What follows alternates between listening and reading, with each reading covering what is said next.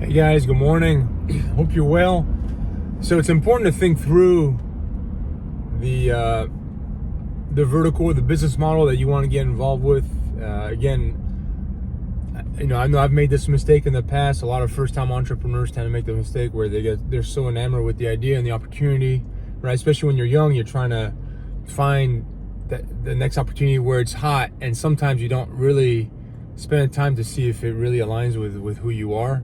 And long term, it's hard to sustain a business that way. So you really want to see other businesses and other entrepreneurs that are in this industry and talk to them. I know it sounds really obvious, but hindsight's always 20/20, and you really want to do that ahead of time, because again, it's at least a 10-year haul, right? I mean, you can get lucky below 10 years, but remember the 2-5-10 rule that I talk about all the time, right? 2 years to start to figure out what you're doing with your business or industry, 5 years to maybe start to have something, and 10 years to truly have something. So, you want to think through, what are you going to, look at people that are 10 years ahead of you, at least minimum 5 to 10 years in the industry and the business that you're looking at and you're working on. And do you see yourself there, right? The type of lives that they have, right? The type of balance and schedules and commitments and risk and debt, and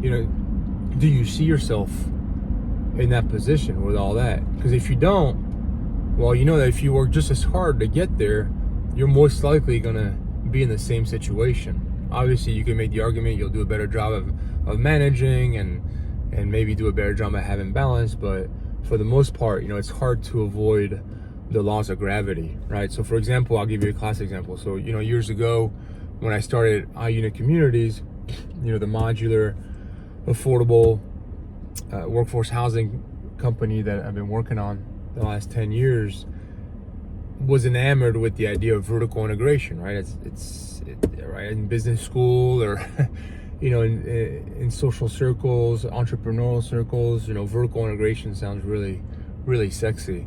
But when you really dig into it, I knew nothing about manufacturing at that scale. I mean, again, I had the experience with Sushi Quick, the gadget I invented years ago, so I had a little bit of understanding of how things get built, and obviously understood how hard that was, but didn't know, as I started scratching the surface, just the ins and outs of running a factory, starting a factory, owning a factory. And when I started diving into it and really spent some time really digging in and meeting factory owners or ex-factory owners, I just realized, and then back again to the execution level hardness of multiple different businesses.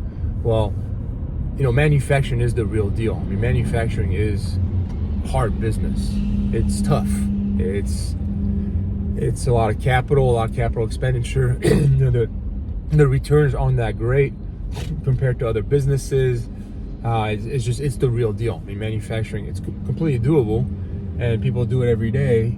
But it's really a hard road. And also the things that's hard to stomach is you have years that you're taking a loss, right? And some manufacturing plants have never really truly turned a profit. They're breaking even best years. I had one guy that used to own a modular factory, and I talked to him a bunch, and I said, well, what's the best year you had? And when you own the factory, he said, we broke even. Because when the economy turns, especially in real estate, right? When the economy turns and real estate, especially lenders, right? As developers, builders, we can keep finding deals that are worth building, but when the lenders are not loaning, how are we ordering from the factories, right?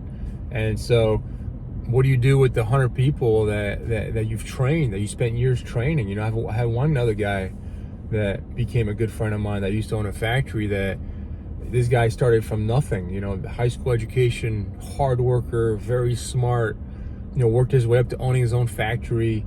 He had these guys and gals on his team that he had hired and trained and gone to battle with, meaning building projects with. And then 2008 happens, right? The big recession, and orders were coming in. Developers like me, weren't getting the financing from the lenders to buy boxes. So here he was had no choice, laying off people that he had formed a bond with and were teammates, and everybody's got family and kids, right? And it was so gut-wrenching for him that he went through, through a pretty deep depression, and I can imagine that, because he's that type of guy. He's the type of guy where he really cares about his people that work for him.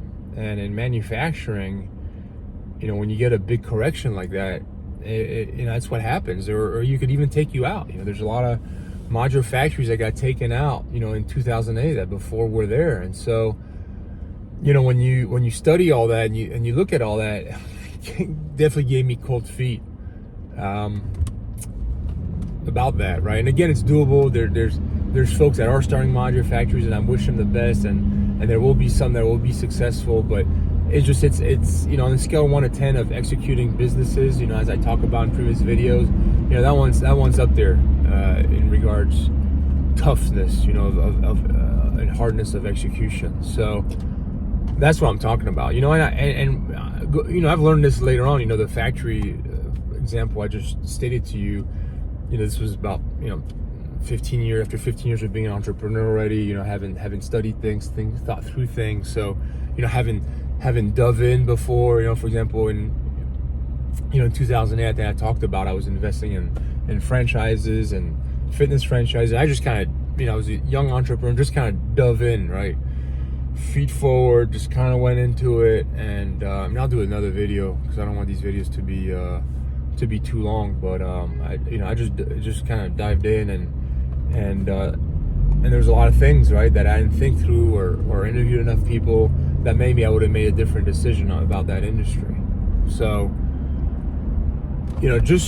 just make sure you do the homework. And again, these videos here, after 25 years being entrepreneurs, to really get you guys to think about before you make that first move. And I know it's really hard.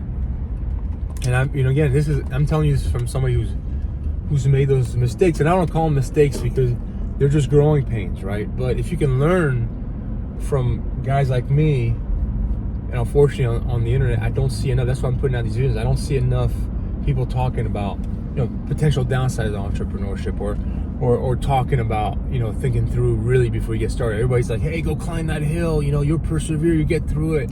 Yeah, all that's great, and it's for sure doable and it's possible, but you want to make sure you're in the right lane, right? That's another video I should talk about, being in the right lane, and in the lane that's in the business lane that fits you and the objectives you're trying to hit, and also what you're trying to dedicate. And obviously there's different chapters in your life, right? When you're 20 and not married, no kids, it's a different decision, right, than when you're in your 40s and 50s and onward. But even that, it's not a truth. There's really no truism, right, in anything.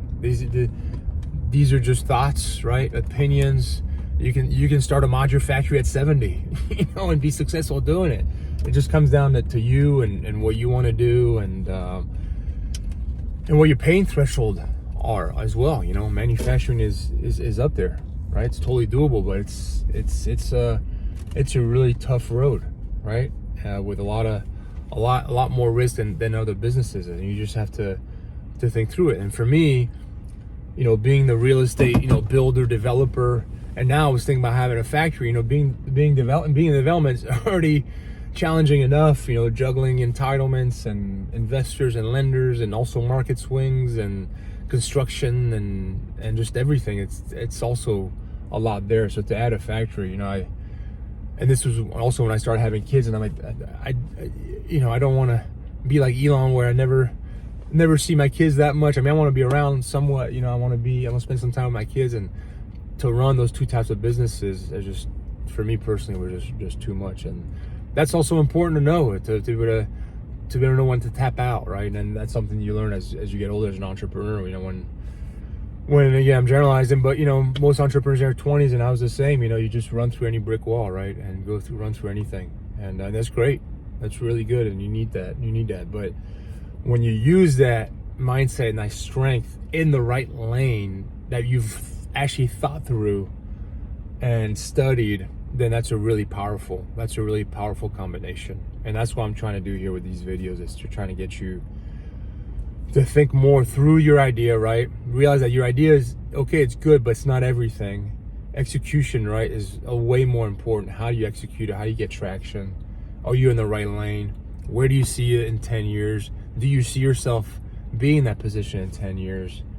So, hopefully through these videos, it gives you time to take a step back from all the other things you're hearing. Like, go do it. Your parents are like, oh yeah, it'd be great, or your parents telling you it's not going to be great, but you're just so gung-ho about the idea, and you just want to go plow through a wall. Before you go plow through that wall, right, which I think you should do, you should plow through that wall. Spend time here on these videos and just take a step back and think through, right? Think through the things I'm talking about, right? Traction, right? Scaling. Is this the right business model for you? Talking to people that are in that business.